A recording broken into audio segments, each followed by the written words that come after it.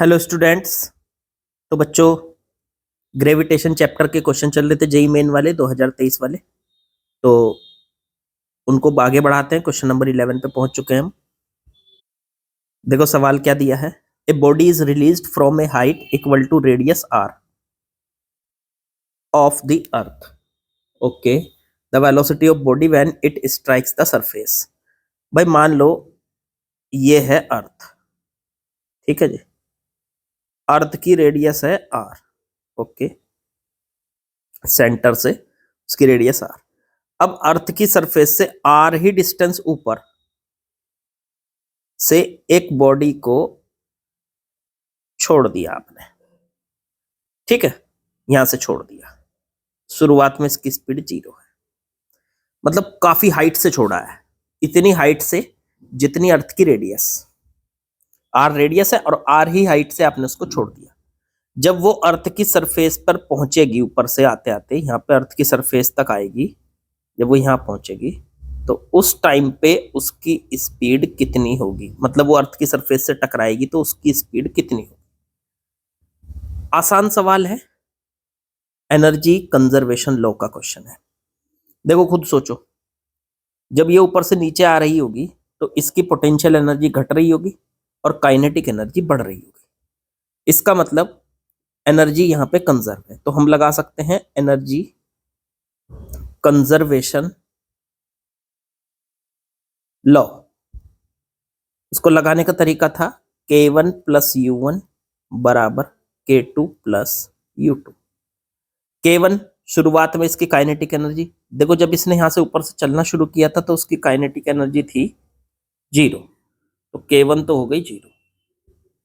फिर प्लस, क्योंकि इसकी स्पीड 0 थी। अब U1 कितना था, तो U1, अब देखो मान लो इस बॉडी का मास तो स्मॉल m है और अर्थ का मास कैपिटल M है, ठीक है। तो इन दोनों के बीच की डिस्टेंस कितनी है शुरुआत में, जब ये यहां है ऊपर, और अर्थ के सेंटर से इसकी कितनी डिस्टेंस है, तो r प्लस r टोटल हो गई। अर्थ से इसकी डिस्टेंस 2r, तो इसकी पोटेंशियल एनर्जी कितनी हो गई, तो इसकी पोटेंशियल एनर्जी हो गई, तो इसकी पोटेंशियल एनर्जी हो गई कितनी। पोटेंशियल एनर्जी का फॉर्मूला होता है दोनों के बीच में अर्थ का मास कैपिटल M और बॉडी का मास स्मॉल m, तो इसकी पोटेंशियल एनर्जी होगी माइनस की G small m capital M और बटे में इनके बीच का गैप। इनके बीच का गैप कितना है 2r, शुरुआत में 2r बराबर K2। देखो जब ये अर्थ की सरफेस पे पहुंचा तो तब इसकी काइनेटिक एनर्जी K2 कितनी होगी, तो K2 होगी हाफ, बॉडी का मास है स्मॉल m और स्पीड मान ली हमने v²। और U2, तो U2 हो जाएगी आपकी माइनस का G। अब देखो जब ये अर्थ के सरफेस पे पहुंच गई है बॉडी, तो तब इसकी अर्थ से कितनी डिस्टेंस है, अर्थ के सेंटर से कितनी डिस्टेंस है, ये है देखो मैं एरो घुमा रहा हूं जहां r, तो ये हो गई माइनस का G capital M small m बटे में r। अब v स्पीड निकाल लीजिए कितनी हो जाएगी, तो इसको इधर लेके आइए, माइनस का G capital M small m बटे 2r, इसे इधर लेके आएंगे तो प्लस का G capital M small m बटे r बराबर हाफ mv²। इसको सॉल्व कर लीजिए, 2r एलसीएम आ गया, माइनस का G capital M small m plus का G 2G हो जाएगा, ये r से डिवाइड करेंगे तो 2, तो 2G capital M small m और बराबर में हाफ mv²। ये ऊपर माइनस का G और प्लस का 2G बच रहा है, मतलब तो प्लस का G capital M small m बटे 2r बराबर हाफ mv²। हाफ से हाफ कट गया, स्मॉल m से स्मॉल m कट गया, ये आ गया v² बराबर कैपिटल G m बटे में r। आप एक काम कर सकते हो, ऊपर नीचे r से मल्टीप्लाई कर सकते हो, डिवाइड कर सकते हो। उससे क्या फायदा होगा, तो उससे फायदा होगा बच्चों कि ये बन जाएगा gm बटे में r² इंटू में r। अब ये gm बटे r² क्या होता है, ये होता है स्मॉल g, ये होता है स्मॉल g, तो v² बराबर स्मॉल gr, तो v बराबर अंडर रूट में gr। ये आपका आंसर हो गया। ऑप्शन मैच करा लीजिए, under root gr, option number A is correct. तो बिल्कुल आसान से सवाल था, एनर्जी कंजर्वेशन लॉ लगा के बस फिर तो सॉल्व करना रह गया था। यार मैं आपको एक सच्चाई बताऊं तो फिजिक्स इतना टफ नहीं आता है मेंस में भी और नीट में भी। मेंस में ज्यादा टफ होता है मैथमेटिक्स, और नीट में तो खैर इसी को टफ माना जाएगा, पर इतना टफ नहीं होता। उसमें तीनों सब्जेक्ट ही मतलब आसान होते हैं, बायो भी आसान होता है, केमिस्ट्री भी आसान होता है, फिजिक्स भी आसान ही होता है। लेकिन हाँ, तीनों के रेस्पेक्ट में ये थोड़ा सा टफ होता है। मतलब तीनों में सबसे टफ वैसे फिजिक्स को ही माना जाता है, पर इतना टफ नहीं होता कि आप लोगों को ये मुश्किल दे। ठीक है, तो ध्यान से अगर सारे फॉर्मूले याद है, सारे कंसेप्ट आपने पढ़ रखे हैं बढ़िया से, और तो फिर कुछ दिक्कत नहीं होती, फिर तो आसानी से हो जाता है। चलो खैर अगले सवाल पे पहुंचते हैं। चलिए बच्चों, नेक्स्ट क्वेश्चन में आते हैं। ये भी फॉर्मूला बेस्ड क्वेश्चन ही है, बस उसे थोड़ा सा सॉल्व करना है। इन्होंने क्या दिया है, V is the gravitational potential due to sphere of uniform density on its surface. मान लीजिए मेरे पास एक स्फीयर है, यूनिफॉर्म स्फीयर का मतलब हुआ जिसका मास यूनिफॉर्मली डिस्ट्रीब्यूटेड है, यूनिफॉर्म डेंसिटी। ठीक है, तो इसका मास मान लेते हैं कैपिटल M, और रेडियस मान लेते हैं इसकी R। सरफेस पर इसका जो पोटेंशियल होता है, पोटेंशियल का फॉर्मूला होता है माइनस का Gm/r, ये इसका फॉर्मूला होता है सरफेस पर। अब सरफेस पर इसका पोटेंशियल V दिया है। पोटेंशियल हमेशा नेगेटिव होता है क्योंकि ये अर्थ जो है या कोई भी मास जो है वो हमेशा अट्रैक्टिव फोर्स दिखाता है दूसरे मास के साथ, तो अट्रैक्शन की वजह से इसका पोटेंशियल नेगेटिव होता है। पोटेंशियल एनर्जी भी हमेशा नेगेटिव होती है। तो ठीक है, इतनी बात तो समझ में आ गई कि इसकी सरफेस पर जो पोटेंशियल है वो V दिया हुआ है। हमारे हिसाब से V का फॉर्मूला बनाया हमने, तो V का फॉर्मूला ये होता है, ये आपको पता होना चाहिए। अर्थ की सरफेस पर कितना पोटेंशियल होता है, तो ये याद कर लो। अर्थ की नहीं, किसी भी यूनिफॉर्म स्फीयर की, यहाँ अर्थ की बात ही नहीं हो रही है। तो यूनिफॉर्म स्फीयर की सरफेस पर कितना पोटेंशियल होता है, तो V बराबर -Gm/r। G हो गया कांस्टेंट, M उसका मास स्फीयर का, और R उसकी रेडियस। ठीक है, माइनस होता ही है, मैंने बता ही दिया। अब पूछा है इसके सेंटर पे बताओ। अब अंदर के किसी भी पॉइंट पर, मान लो ये पॉइंट A है, सेंटर से कितनी दूर, R डिस्टेंस पे, तो अंदर किसी भी पॉइंट पर जो पोटेंशियल का फॉर्मूला होता है वो आपको याद होना चाहिए। वो होता है माइनस का Gm/r³ और 3r² माइनस स्मॉल r²। ये बहुत इंपॉर्टेंट है, इस पे सवाल पूछा जाता है, पूछा हुआ भी है। देखो ये, तो अंदर के किसी भी पॉइंट पर अगर आपको निकालना है तो आपको ये फॉर्मूला लगाना पड़ेगा। अब मान लो आपको सेंटर पे निकालना है, तो सेंटर पे ये जो स्मॉल r है, सेंटर पे ये सेंटर है O, तो O पे अगर निकालना है एट सेंटर, तो इस फॉर्मूले में स्मॉल r की जगह 0 रखना पड़ेगा, क्योंकि ये वाली डिस्टेंस देखो 0 हो जाएगी। ए पॉइंट जो है वो सेंटर पे पड़ेगा, तो स्मॉल r की वैल्यू क्या हो जाएगी, 0 हो जाएगी, ये हो जाएगा। तो ये स्मॉल r की वैल्यू 0 रख दो इसके अंदर। रख दिया तो V बराबर माइनस का कैपिटल G कैपिटल M/r³, ये बचा 3r², और सॉरी फॉर्मूले में यहाँ 2 भी होता है, ये 2 लिख लो जरूर। ठीक है, अब 3r² माइनस 0। अब देखो r² से r³ को काटेंगे, 2r कट जाएंगे, एक बचेगा, तो V आ जाएगा सेंटर पे, VO कह दो इसको, VO, तो VO आ जाएगा सेंटर पे माइनस का Gm/3gm 3gm/2r, ये आ जाएगा सेंटर में। अच्छा, अब सरफेस पे कितना था V, तो Gm/r माइनस Gm/r की जगह V लिख सकते हो, लिख दो यहाँ, तो ये आ जाएगा V0 बराबर माइनस का 3/2, बाहर ले लो, Gm/r की जगह V लिख दो, नहीं माइनस भी हटा दो, माइनस हटा दो, तो माइनस Gm/r की जगह क्या लिख दो, V, तो ये आ जाएगा आंसर 3/2V। तो 3/2V option A is correct. बहुत आसान था, बस ये फॉर्मूला याद होना चाहिए, बहुत इंपॉर्टेंट है। ठीक है, इस पर डायरेक्ट सवाल बनता है। चलो जी अगले सवाल पे चलते हैं।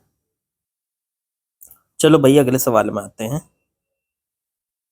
2 planets A and B, 2 planets हैं A और B, एक की रेडियस R है लो जी आर ले लेते हैं इसकी रेडियस, और दूसरे की रेडियस 1.5 आर है। ओके, थोड़ा बड़ा है ये इससे, ये हो गई 1.5 आर। डेंसिटी रो है और दूसरे की रो बटे 2 है। अब ratio of acceleration due to gravity, इस पे acceleration due to gravity g1 मान लेते हैं, इस पे g2 मान लेते हैं, दोनों का रेशो बताना है, बहुत आसान है। एक्सेलरेशन ड्यू टू ग्रेविटी का फॉर्मूला होता है g बराबर अंडर रूट में, नहीं सॉरी, ये होता है जी एम बटे में आर स्क्वायर, ये होता है एक्सेलरेशन ड्यू टू ग्रेविटी। ठीक है, तो पहले वाले प्लेनेट पे, ये प्लेनेट ए है, ए वाला, और ये बी है, तो प्लेनेट ए पर जी1 की वैल्यू निकाले तो फॉर्मूला यही लगेगा, जी एम इसका मास। तो इसका मास अगर निकालेंगे तो मास कैसे निकालेंगे, इसका वॉल्यूम इनटू डेंसिटी करके निकाल सकते हैं। तो वॉल्यूम इसका, तो किसी भी स्फीयर का, देखो ये स्फीयर है, इसका वॉल्यूम होता है 4/3 पाई आर क्यूब, और डेंसिटी हो गई रो, और बटे में आर स्क्वायर। ओके, इसकी रेडियस ऐसे g2 निकालोगे तो उसके लिए भी g इंटू 4/3 पाई आर हो गई इसकी 1.5 आर का क्यूब, इंटू में इसकी डेंसिटी रो बटे 2, इसकी ये इसका वॉल्यूम है 4/3 पाई आर कितना है इसका 1.5 आर का क्यूब। भाई क्योंकि मैं यहाँ पे मास रखना होता है फॉर्मूले में, यहाँ मास, तो मास की जगह वॉल्यूम इंटू डेंसिटी लिख सकते हो आप। मास बराबर होता है formula, mass is equal to volume into density. ठीक है, वो रख दिया हमने यहाँ पे, और बटे में आर हो गया 1.5 आर का होल स्क्वायर। ठीक है जी, चलो अब देखो 1.5 आर स्क्वायर से ये कट गई पावर, आर स्क्वायर से ये पावर कट गई, ऊपर बचता है g1 की वैल्यू तो 4/3 जी इंटू में 4/3 पाई आर इंटू में रो, और g2 निकालेंगे तो g इंटू में 4/3 पाई 1.5 आर और इंटू में रो बटे 2। चलो जी दोनों को रेशो कर देते हैं g1 बटे g2, g 4/3 pi R into rho बटे में g 4/3 पाई 1.5 आर इंटू में रो बटे 2। 4/3 पाई कट गया, आर से आर कट गया, जी से जी कट गया, रो से रो कट गया, ये 2 पर पहुंच जाएगा, 2 बटे 1.5 बच गया। अब एक काम कीजिए, पॉइंट हटाइए, 10 5 से काटिए, ऊपर बन गया 4/3, तो 4:3 आंसर हो गया, डी इज करेक्ट। बड़ा आसान सा सवाल था, इसमें भी कुछ नहीं था। चलो आगे बढ़ते हैं। एक मिनट थोड़ी सी गड़बड़ हो गई, आंसर है 3/4। वजह g2 बटे g1 पूछा था, हमने निकाल लिया g1 बटे g2, तो g2 बटे g1 उल्टा कर दो तो वो हो जाएगा 3/4। तो ऑप्शन हो गया 3/4 में ऑप्शन सी इज करेक्ट। ठीक है, क्योंकि ये बी की सरफेस और ए की सरफेस पे पूछा था ना। चलो आगे बढ़ते हैं। देखो सेम सवाल इसी टाइप का जैसा भी करके आए हैं, दो प्लैनेट्स हैं ए और बी, एक की radius r 4r, density rho, ratio of acceleration due to gravity. यार सेम सवाल है, जी ए निकालना है, तो फॉर्मूला लगाएंगे जी इंटू में मास, प्लेनेट ए का मास, तो प्लेनेट ए का मास कैसे निकालेंगे, वॉल्यूम इंटू डेंसिटी। वॉल्यूम हो जाएगा 4/3 पाई आर क्यूब, इंटू में डेंसिटी हो जाएगी रो दे रखी देखो डेंसिटी। अब ऐसे ही बटे में जी बी कर दो, यही कर देता हूँ सॉल्व, बस इसको आगे बढ़ाते ही नहीं, इसको तो कर तो लिया हमने ऐसा। जी बी करेंगे तो जी इंटू में, अच्छा बटे में आर स्क्वायर लिखना भूल गया, ऊपर बटे में आर स्क्वायर भी आएगा, उसकी रेडियस फॉर्मूला होता था ना जी एम बटे आर स्क्वायर, वही लगाया मैंने, एम की जगह तो ये रख दिया पूरा, वॉल्यूम इंटू डेंसिटी और बटे में आर स्क्वायर। अब दूसरा जी बी निकालेंगे तो जी इंटू में 4/3 पाई 4r का क्यूब इनटू में रो की जगह रो बटे 3 और बटे में r हो जाएगा 4r का स्क्वायर।